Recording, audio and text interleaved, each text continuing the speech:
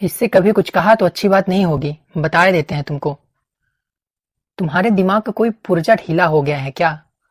मैं क्यों कहूंगा बिंती को कुछ? बस, फिर यही बात तुम्हारी बुरी लगती है हमको। सुधा बिगड़ कर बोली। क्यों नहीं कहोगे बिंतु को कुछ? जब हमें कहते हो तो उसे क्यों नहीं कहोगे? हम तुम्हारे अपने हैं, तो क्या वह तुम्हारी अपनी नहीं है? चंदर हंस पड़ा। सो क्यों नहीं है, लेकिन तुम्हारे साथ ना ऐसे निवाह न वैसे। ये सब कुछ हम नहीं जानते। ये क्यों रो रही है? सुधा धमकी भरे स्वर में बोली। बुआ जी ने कुछ कहा था, चंदर बोला।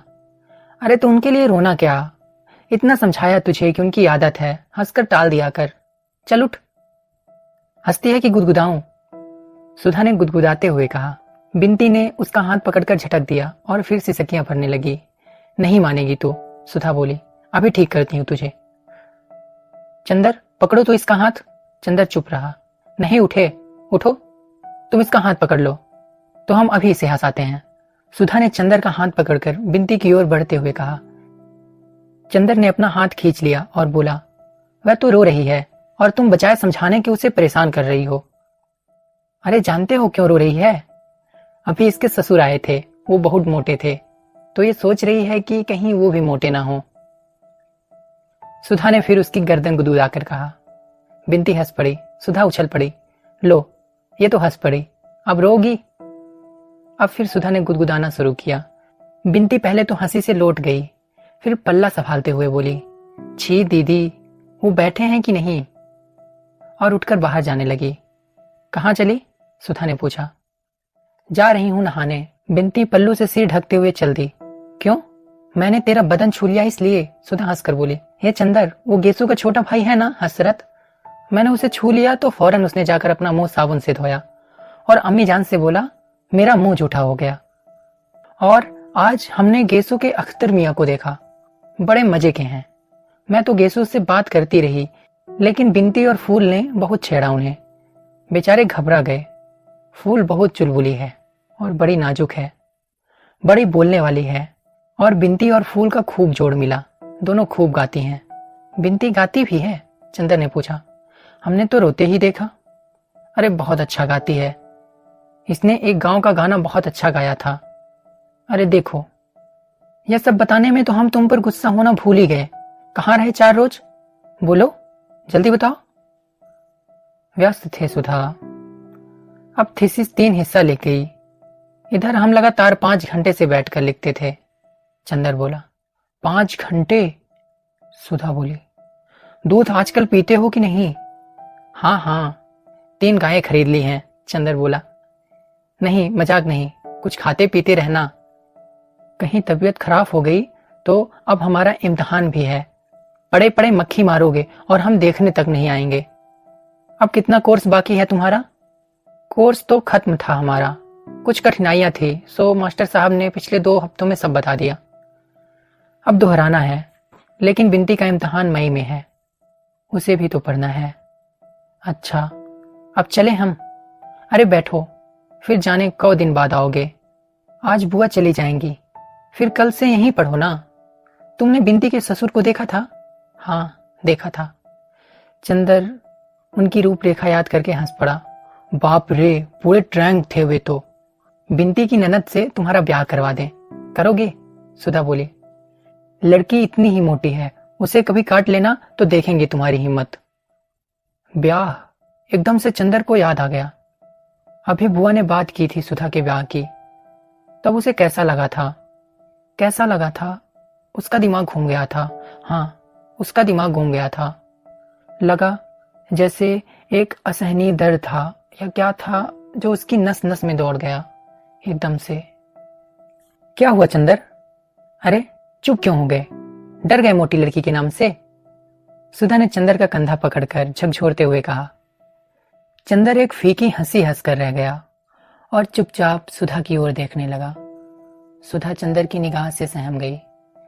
चंदर की निगाह में जाने क्या था, एक अजब सा पथराया सोनापन, एक जाने किस दर्द की अमंगल छाया, एक जाने किस पीड़ा की मूक आवाज, एक जाने कैसी पिघलती हुई सी उदासी, और वह भी गहरी, जाने कितनी गहरी। और चंदर था कि एकटक अपलक सुधा को देखता जा रहा था। सुधा को जाने कैसा लगा, ये अपना चंदर तो नहीं, ये अपने चंदर की निगाह तो नहीं है। चंदर तो ऐसी निगाह से इस तरह अपलक तो सुधा को कभी नहीं देखता था। नहीं, यह चंदर की निगाह नहीं हो सकती। इस निगाह में ना शरारत है, ना डांट, ना दुलार, ना करुणा। इसमें कुछ ऐसा है जिससे सुधा बिल्कुल भी परिचित नहीं है, जो आज चंदर में पहली बार दिखाई पड़ रहा था। सुधा को जैसा डर लगने लगा, जैसे वह कांप उठी। नहीं, यह कोई दूसरा चंदर है जो उसे इस तरह देख रहा है। यह कोई अपरिचित है, कोई अजनबी, किसी दूसरे देश का कोई व्यक्ति जो सुधा को चंदर, चंदर, तुम्हें क्या हो गया? सुधा की आवाज मारे डर के कांप रही थी। उसका मुंह पीला पड़ गया था, उसकी सांस बैठने लगी थी। चंदर। और जब उसका कुछ बस न चला तो उसकी आंखों में आंसू छलक आए। हाथों पर एक गरम गरम बूंद पड़ते ही चंदर चौंक गया। अरे सुधा, रो मत।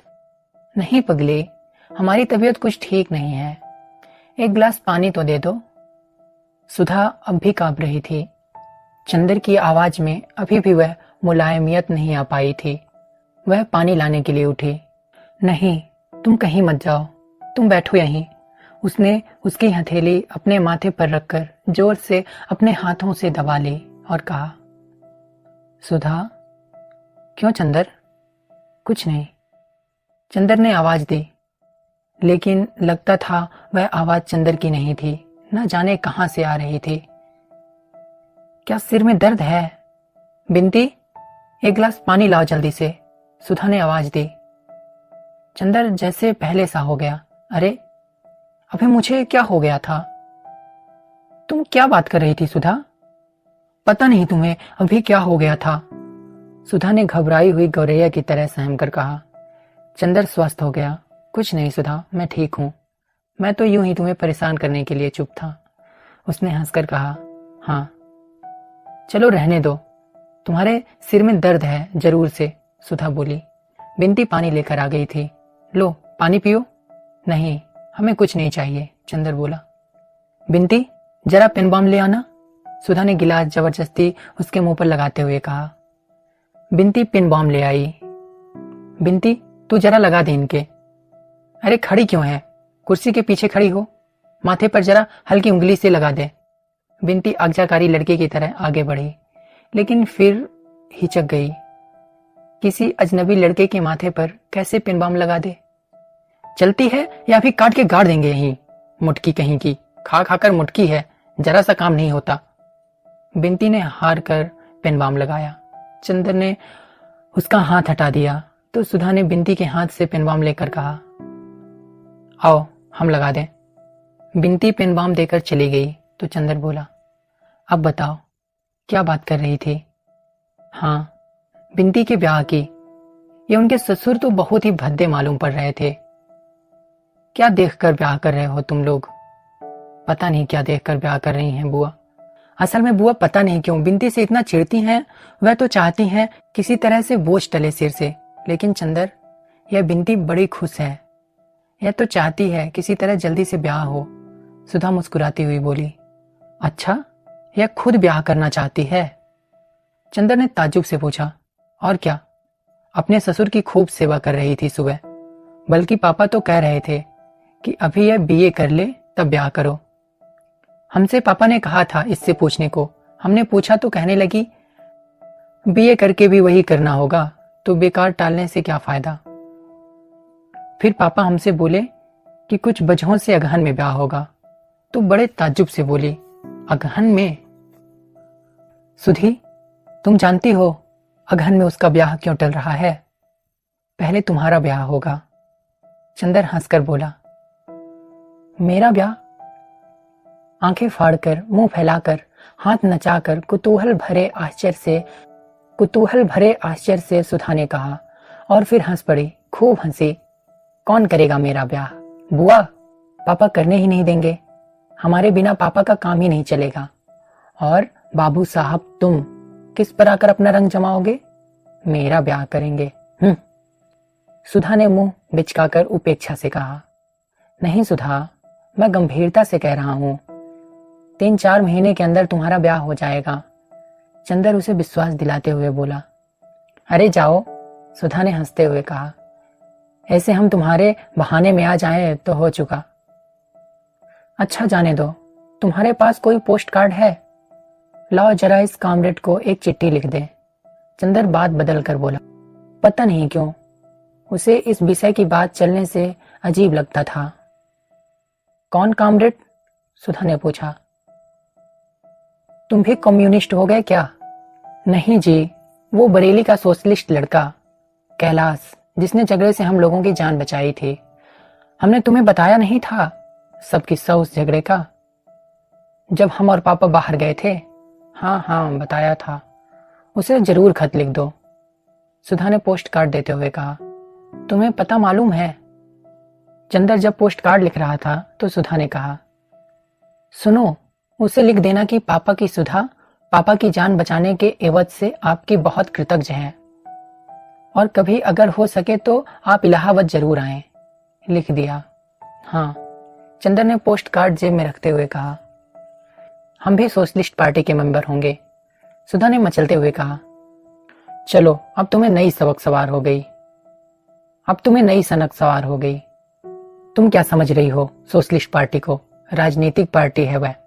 यह मत कहना कि सोशलिस्ट पार्टी में जाओ और लौट कर आओ तो पापा से कहो, अरे हम तो समझे पार्टी है, वहां चाय पानी मिलेगा, वहां तो सब लोग लेक्चर देते हैं। धत, हम कोई बेवकूफ हैं क्या? सुधा ने बिगड़ कर कहा। नहीं, सो तो तुम बुद्धि सागर हो, लेकिन लड़कियों की राजनीति बुद्धि कुछ ऐसी ही होती है। चंदर बोला। अच्छा रहने दो, लड़कियां ना हो तो काम ही ना चले, सुधा ने कहा। अच्छा सुधा, आज कुछ रुपए दोगी? हमारे पास पैसे खत्म हैं और सिनेमा देखने जाना है। चंदर ने बहुत दुलार से कहा। हाँ जरूर देंगे तुम्हें, मतलबी कहीं के, सुधा बोली। अभी अभी तुम लड़कियों की बुराई कर रहे थे ना, तो तुम उन लड़कियों में से थोड़ी ना हो, तुम तो हमारी सुधा हो। सुधा महान। सुधा पिघल गई। अच्छा, कितने रुपए लोगे? अपनी पॉकेट में से 5 का नोट निकालकर। इससे काम चल जाएगा? हाँ, आज जरा सोच रहे थे पम्मी के यहाँ जाएं। तो पम्मी रानी के यहाँ जाओगे? समझ गए, तभी तुमने चाचा जी से इनकार किया था। लेकिन पम्मी तुमसे 3 साल बड़ी है। लोग क्या कहेंगे? सुधा ने छेड़ा। उफ, तो क्या हुआ जी, सब यूं ही चलता है, चंदर हंसकर टाल दिया। तो फिर खाना यहीं खाए जाओ और कार लेते जाओ, सुधा ने कहा। मगाओ, चंदर ने पलंग पर पैर फैलाते हुए कहा। खाना आ गया, और जब तक चंदर खाना खाता रहा, सुधा सामने बैठी रही और बिनती दौड़ दौड़ कर पूड़ी लाती रही।